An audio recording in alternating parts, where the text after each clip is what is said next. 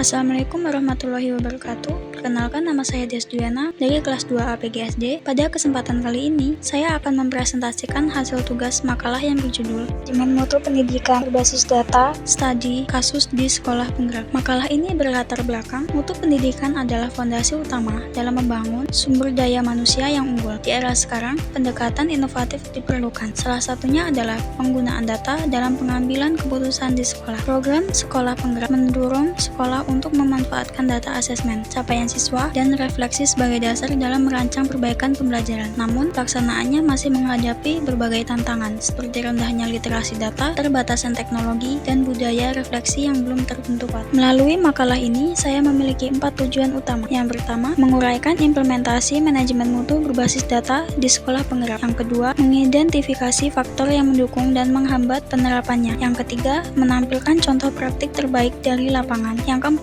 menawarkan solusi atas berbagai tantangan yang dihadapi sekolah. Dan makalah ini memiliki rumusan masalah. Yang pertama, bagaimana pelaksanaan manajemen mutu pendidikan yang berbasis data di sekolah penggerak. Kedua, apa saja faktor yang mendukung dan menghambat keberhasilan manajemen berbasis data di sekolah tersebut. Ketiga, contoh praktik baik seperti apa yang telah diterapkan dalam upaya peningkatan mutu pendidikan berbasis data. Keempat, solusi apa yang dapat ditawarkan untuk mengatasi hambatan dalam implementasi manajemen berbasis data. Mempersingkat waktu, mari kita masuk ke bagian pertama dari presentasi ini. Yang pertama, prinsip manajemen mutu berbasis data. Prinsip manajemen mutu berbasis data ini bertumpu pada serangkaian prinsip yang membentuk fondasi bagi pengambilan keputusan yang tepat dan efektif. Berikut 8 prinsip utama. Yang pertama, pengumpulan data secara sistematis. Sekolah harus melakukan pencatatan dan pengumpulan data secara teratur dan terstruktur, baik itu data akademik siswa seperti nilai dan hasil asesmen, maupun data non-akademik seperti kehadiran, keterlibatan, dan perilaku siswa. Yang kedua, analisis data untuk menemukan masalah. Data yang telah dikumpulkan tidak hanya disimpan, tetapi harus dianalisis untuk mengidentifikasi akar masalah dalam proses pembelajaran atau manajemen. Hal ini membantu sekolah memahami penyebab kesenjangan capaian siswa. Yang ketiga, pengambilan keputusan berdasarkan bukti. Setiap tindakan atau kebijakan yang diambil oleh sekolah harus didasarkan pada fakta dan temuan dari data yang objektif, bukan hanya berdasarkan intuisi, kebiasaan, dan dugaan semata. Yang keempat, evaluasi berkelanjutan. Program dan strategi yang telah dijalankan harus selesai. Yang keempat, evaluasi berkelanjutan. Program dan strategi yang telah dijalankan harus selalu dipantau dan dievaluasi secara berkala. Hasil evaluasi menjadi dasar untuk melakukan perbaikan agar program tetap relevan dan efektif. Yang kelima, kolaborasi dan refleksi bersama. Analisis data bukan hanya tanggung jawab individu, melainkan proses kolektif yang melibatkan semua pemangku kepentingan di sekolah, guru, kepala sekolah, dan staf lainnya. Perlu didiskusi bersama dalam forum refleksi untuk menafsirkan data dan menyusun rencana tindak lanjut. Yang keenam, pemanfaatan teknologi digital. Teknologi menjadi alat penting untuk mendukung manajemen berbasis data. Sekolah perlu memanfaatkan aplikasi. Yang keenam, pemanfaatan teknologi digital. Teknologi menjadi alat penting untuk mendukung manajemen berbasis data. Sekolah perlu memanfaatkan aplikasi dan platform digital seperti rapor pendidikan untuk mempermudah proses pengolahan dan visualisasi data. Yang ketujuh, kontekstualisasi data. Setiap sekolah memiliki karakteristik dan tantangan yang berbeda. Oleh karena itu, data harus dianalisis dengan mempertimbangkan konteks lokal, seperti latar belakang siswa, sumber daya yang tersedia, dan lingkungan sekitar. Kedelapan, atau yang terakhir, siklus perbaikan berkelanjutan. Manajemen mutu tidak berhenti setelah program dijalankan. Sifat siklik, sekolah terus-menerus mengulang tahapan pengumpulan data, evaluasi, dan perbaikan agar kualitas pendidikan terus meningkat. Selanjutnya, implementasi di sekolah penggerak. Sekolah penggerak dirancang untuk mengakselerasi transformasi pendidikan di satuan pendidikan melalui penerapan praktik-praktik terbaik termasuk pemanfaatan data dalam proses manajemen dan pembelajaran. Berikut ini penjabaran 5 aspek utama implementasinya. Yang pertama, peran kepala sekolah sebagai pemimpin data. Kepala sekolah tidak hanya berfungsi sebagai administrator administrator, tetapi juga sebagai pemimpin pembelajaran yang mendorong seluruh tim sekolah untuk menggunakan data sebagai landasan dalam setiap perencanaan, evaluasi, dan pengambilan keputusan. Ia bertanggung jawab dalam menumbuhkan budaya data-driven di sekolah. Yang kedua, 5 intervensi kunci dalam program sekolah penggerak. Pemerintah memberikan 5 bentuk intervensi strategis, yaitu yang pertama, pendampingan intensif dari fasilitator profesional, peningkatan kapasitas sumber daya manusia, khususnya guru dan kepala sekolah, digitalisasi proses belajar dan manajemen, penyusunan program berdasarkan data real sekolah, dan pendekatan asimetris, artinya strategi disesuaikan dengan kondisi dan kebutuhan masing-masing sekolah. Yang ketiga, pemanfaatan rapor pendidikan sebagai alat diagnosis. Rapor pendidikan menjadi instrumen utama untuk menilai kondisi mutu pendidikan di sekolah. Data dalam rapor digunakan untuk mengidentifikasi kelemahan, merancang prioritas perbaikan, serta menyesuaikan strategi pengajaran secara lebih tepat dan terukur. Yang keempat, pengembangan kompetensi guru berbasis kebutuhan data. Guru mendapatkan pelatihan atau workshop berdasarkan hasil analisis data yang menunjukkan kebutuhan pengembangan kompetensi mereka. Jadi, pelatihan tidak lagi bersifat umum, tetapi lebih terarah dan kontekstual sesuai tantangan di lapangan. Yang kelima atau yang terakhir, evaluasi dan tindak lanjut melalui forum refleksi. Evaluasi hasil pembelajaran dilakukan secara berkala melalui diskusi bersama antara guru, kepala sekolah, dan tim lainnya. Grup ini digunakan untuk merefleksikan hasil yang telah dicapai, analisis data baru, serta merumuskan langkah perbaikan lanjutan yang lebih efektif.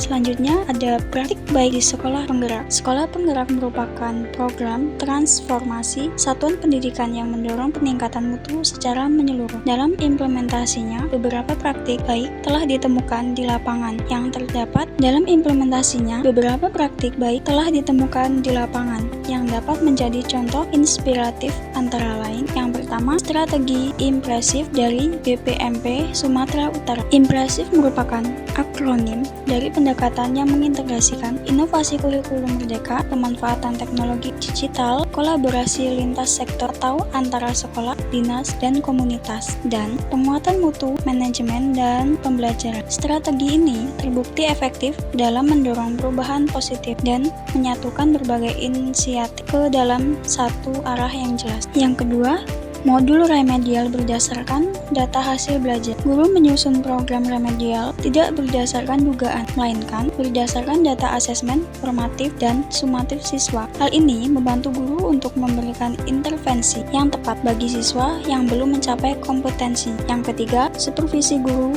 berbasis data, kehadiran, dan kinerja. Kepala sekolah dan pengawas melakukan supervisi, bukan sekedar formalitas, tetapi berbasis pada kehadiran guru. Evaluasi hasil pembelajaran, capaian hasil belajar siswa. Hal ini mendorong akuntabilitas dan perbaikan praktik mengajar. Yang keempat, refleksi dan diskusi antar guru secara berkala. Beberapa sekolah penggerak, forum refleksi rutin menjadi budaya. Guru bersama-sama menganalisis data pembelajaran, diskusikan kesulitan yang dihadapi siswa, saling memberi masukan. Ini menciptakan budaya kolaboratif, berkuat dengan profesional guru.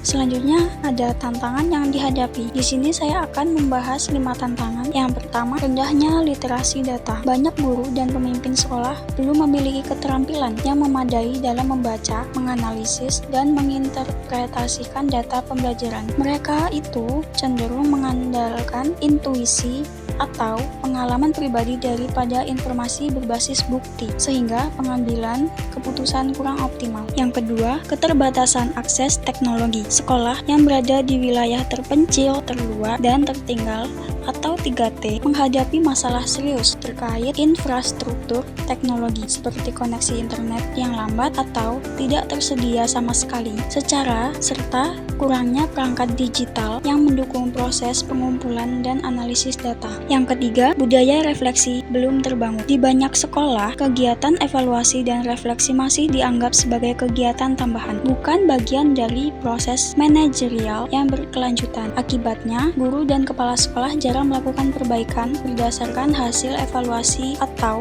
data pembelajaran. Yang keempat, banyaknya program yang tidak terkoordinasi. Sekolah seringkali dibebani oleh berbagai program dari pusat, daerah, atau lembaga lain yang tidak terintegrasi satu sama lain. Hal ini membuat sekolah kehilangan fokus karena sumber daya terbagi untuk menjalankan berbagai kegiatan yang tidak selaras dengan prioritas mutu berbasis data. Yang kelima, kurangnya pendampingan teknis. Pendampingan dari pihak eksternal seperti Dinas Pendidikan, pengawas, atau fasilitator tersedia secara menyeluruh konsisten. Beberapa sekolah tidak mendapatkan bimbingan teknis dibutuhkan, sehingga mengalami kebingungan dalam menerapkan manajemen berbasis data secara efektif.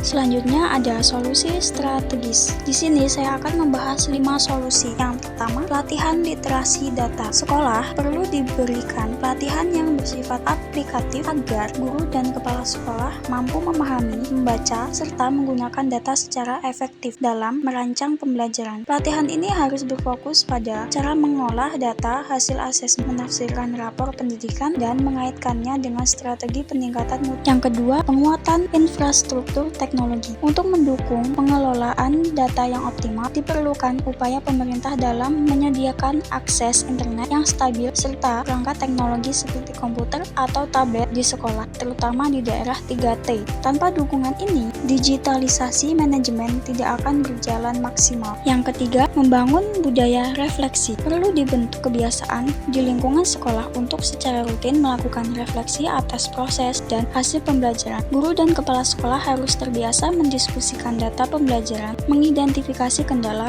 dan merancang langkah-langkah perbaikan secara kolektif. Yang keempat, supervisi dan monitoring yang terstruktur. Pengawas sekolah dan kepala sekolah harus dibekali kemampuan dalam menganalisis data dan melakukan pemantauan yang sistematis. Supervisi tidak hanya memeriksa administrasi, tapi juga mengevaluasi kualitas pembelajaran berdasarkan data nyata dari sekolah. Yang kelima, dampingan kontekstual.